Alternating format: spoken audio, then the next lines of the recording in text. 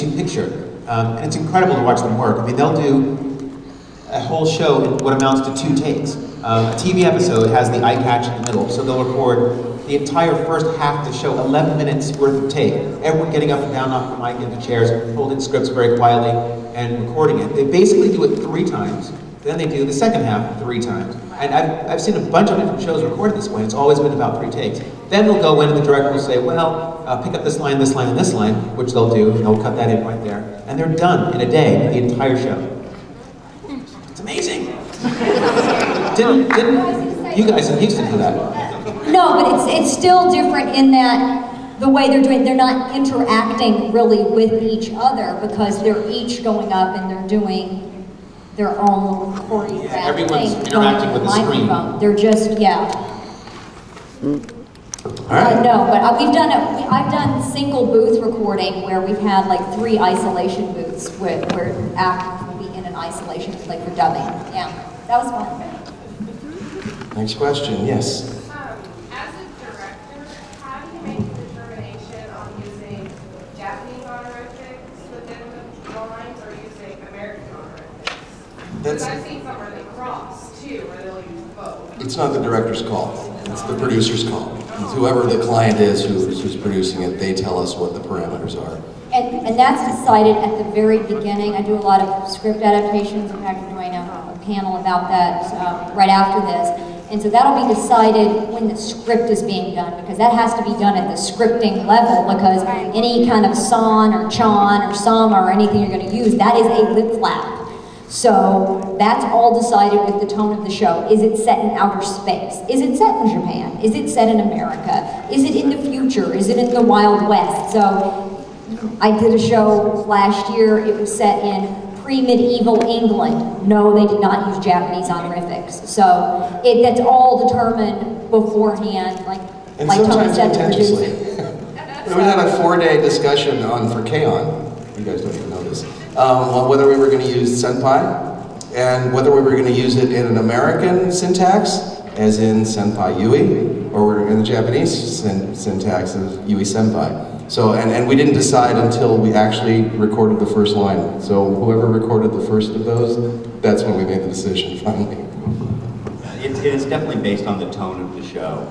Yeah, a show like Samurai 7, I believe was the first show that we ever used honorifics in the dub at Funimation, and it was a decision based specifically because of the very traditional, even though the setting is a little, you know, it's a little steampunky, it's a little Star Wars meets steampunk, but it's so traditional and hewed so closely to the original movie in many ways that, yeah, that it felt appropriate.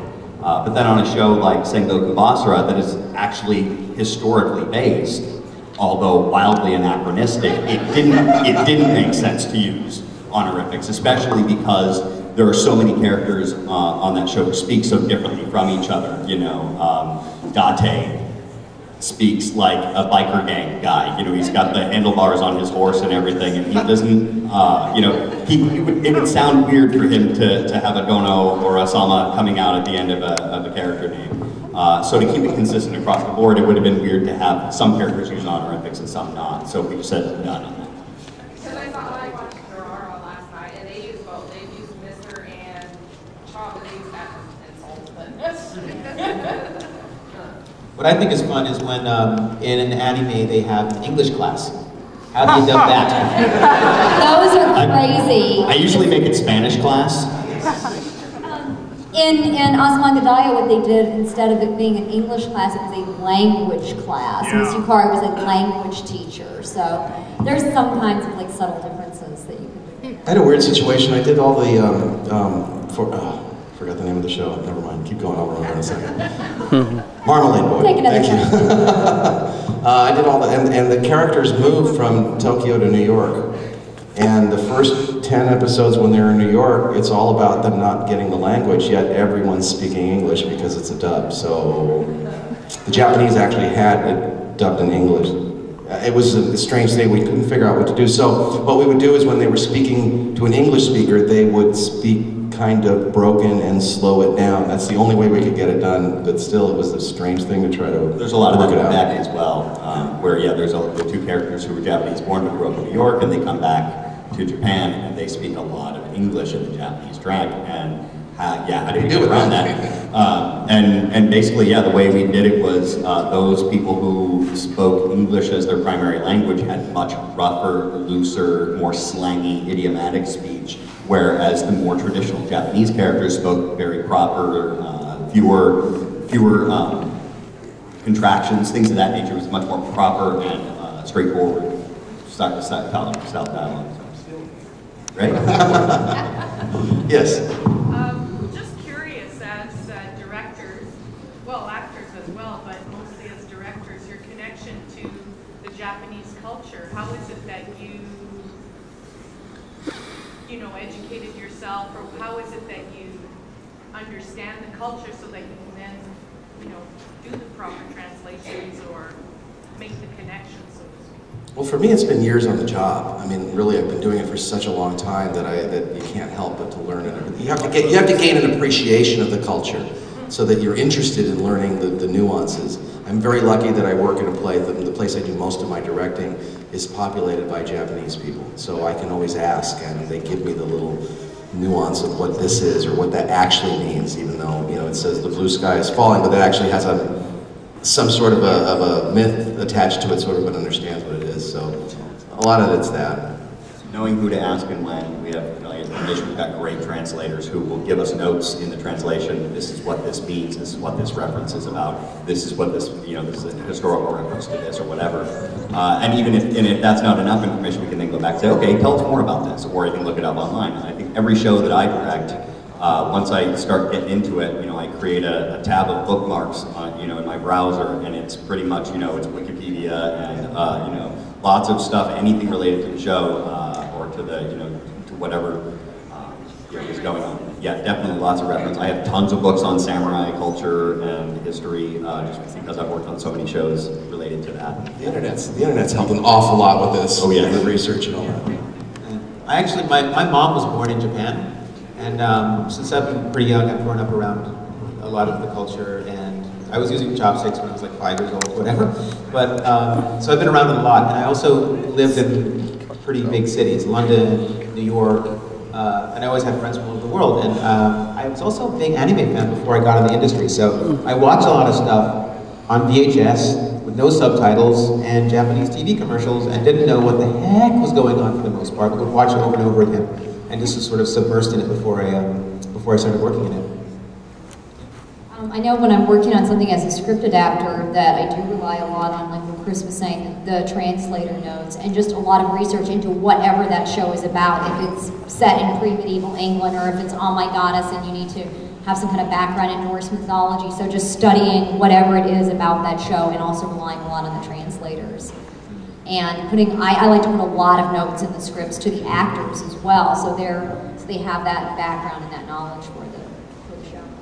I'm not a director, but one of the big problems with Shinjin was Justin, the producer, having to explain to the Japanese our American jokes, our sense of humor. What we talk about things all the time that they don't even want to acknowledge happen in real life, and so that seems like a really interesting job he has. It's hard to explain to the Japanese what a strawberry shortcake is. For example, for those of you who know what I'm talking about, or what? Yes, I'll stop it right there. Yeah, that was difficult. The internet, of course, is a huge resource, and it's obviously it's a rich culture that it's a continual education. And, you know, growing up in Texas and then working for Funimation, I said that every day I hear English, Spanish, and Japanese, and I'm embarrassed how little Japanese I know. Even at this point, so I'm continually trying to learn. So it's never ending. It did take a while for me to get my head around the concept of moe. I just still haven't had a good explanation. We have 5 minutes, a couple more questions. Yes. See, all my questions kind of got answered already, but this is more like a request from Michael. I wanted to know if you could do the I Love Hitler line that Dean says. It's funny, because right after that episode aired, it was around Halloween in New York, I went to a haunted house with some friends. and there was a girl Hitler.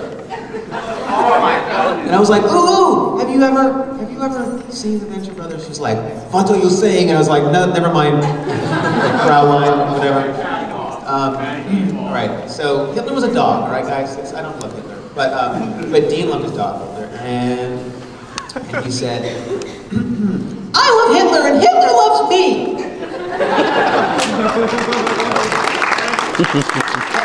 The name Hitler came up in a conversation last night. We were talking about names that like you just don't hear. Like, oh, this was with you. The lovely Wendy Powell. The lovely Wendy Powell is going to bring a new life into the world. It's going to be a very special boy, and his name is going to be Charlie. But they named him that before Charlie Sheen went like totally out of his tree. So they're wondering if it's too soon to use the name Charlie. Which lets baby duh. Wendy. So like Adolf, that's not a name that you hear these days much, is it? Just don't let him drink any tiger blood or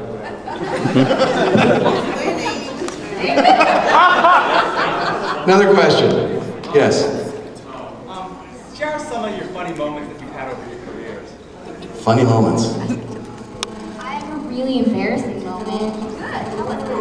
So, my agent called and they were like, you booked the lead in this animated pilot for Disney. And I was like, oh my gosh, I didn't even audition for that role. And they were like, yeah, but you got it, they loved you. And I was like, cool. So I go in, and I'm the only person recording in New York. Everybody else is in LA. So they're like, all right, we're just gonna do the lines. We only have a couple hours. We're just gonna all do it together. So they're like, okay, go. And I hear somebody else saying my lines. And then it comes to this other character that I auditioned for, and it was just silence. And that, well, long story short, my agent told me that I got the wrong part. So like every time it got to the girl's line that I was supposed to be, they were like, why aren't you saying your lines? And I was like, I'm hearing somebody else say my lines. It was so embarrassing. I just found out yesterday that my one villain part I thought I had was recast and re-recorded by my friend Wendy Powell. So that's a fun, embarrassing moment. Yay! Now the best part was when she looks at me on the villain panel and she goes, oh, I know what villain I'm gonna do. They put me on the villain panel. She's like, Miss Merry Christmas. No, that's my part. She's on the villain panel and she doesn't I did the episode and got recast and never knew it until yesterday. I had a situation where we were recording Gurren Lagann, and I had Kyle Hebert, any kid coming up, and I see this line coming up that just freaked me out. This was an episode that only exists on DVDs, and it never aired in the on TV, and it's the funniest line I've ever had to direct, and he did it with a straight face in one take. And I won't explain it because it's a little gross, but basically he said, the line was, come on, Gimme, stick your finger up my... And you can imagine what that is. We had to take a break because we were all just on the floor laughing.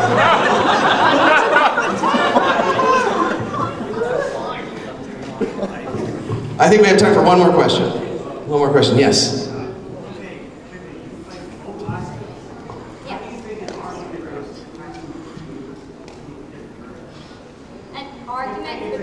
An argument between Shikinami Asuka and Soryu Asuka. Oh, I think that would not end well. I don't know. I could just see them trying to one-up each other into oblivion. Yeah, they both have a pretty big ego. I think it's not going well. But I do have to say it is noon, and I know some of us have a noon panel, so... So thank you so much, everyone. Enjoy the